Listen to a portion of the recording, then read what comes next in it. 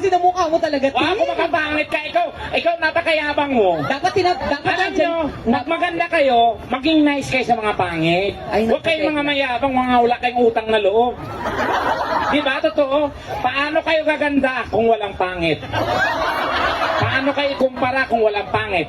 Ha? Kami ang nagsakripisyo para gumanda kayo. Maghayop kayo. So, anong mangyayari? Dapat magpasalamat kayo sa mga pangit pero may dignidad naman yung mga pangit. Di ba, Mami? Oh, hindi siya.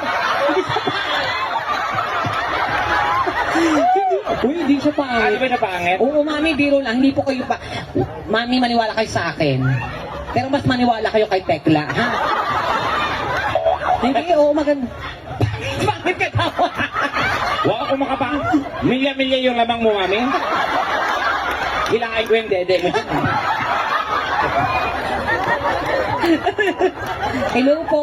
Hindi, asasaya nga ni Mami, oh. Hoy, Mami, huwag masyado masaya. Hindi maganda pangitain Ay, niya. talaga ba? Bakit? Pag-usapan nga kinabukasan. Ha? Ano nangyayari? Kaya palang saya niya kagabi. Ano? Yun na pala yung huli. Huwag mo naman patayin. Hindi, joke lang. Ito talaga. Hi po, Ma. Siyempre, paalala na po sa lahat. Andito na yan kagabi. Oo. Na comedy show po, may mababanggit po kaming hindi ka nice-nice. Part lang po ng aming, ng aming show. So, Oh. wag pong mapipikon ha, mapikon kayo, magalit, magbanta, Oh. magabang sa labas mamaya. Oh. Hindi kayo magtatagumpay. Bakit? Dahil dito kami matutulog.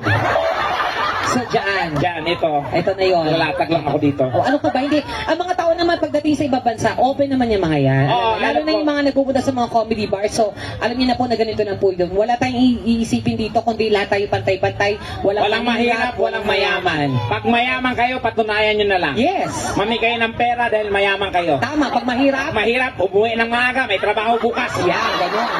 Magkayot ka. Magbanak ng buto, gano'n. Sino po ang nagagandahan kay Tekla sa personal? Sabi ko sa'yo, maganda ka sa personal. Sabi ko sa iyo eh. Oo. Di ba kasi kwento mo yun sa TV, yung mag-asawa nag-away, di ba? Oo, Diyos ko, nagpa-picture. Tapos, Tapos yung mag-asawa, maya-maya, Tekla. Oo. Pa-picture naman kami. Daddy si Tekla. Oo. Picture kami, picture ka. Oo. Maya-maya, nag-away yung mag-asawa. Sabi nung lalaki, sabi ko sa iyo, ganyan talaga itsura niya. Oo. Sabi mo, sira yung TV natin. Ano to, nakasalari lang sa reception yung itsura. Hoy, kung pangit man ako sa inyong paringin, Ay, oo. Ano yan? ganon din ang aking tingin. Oo.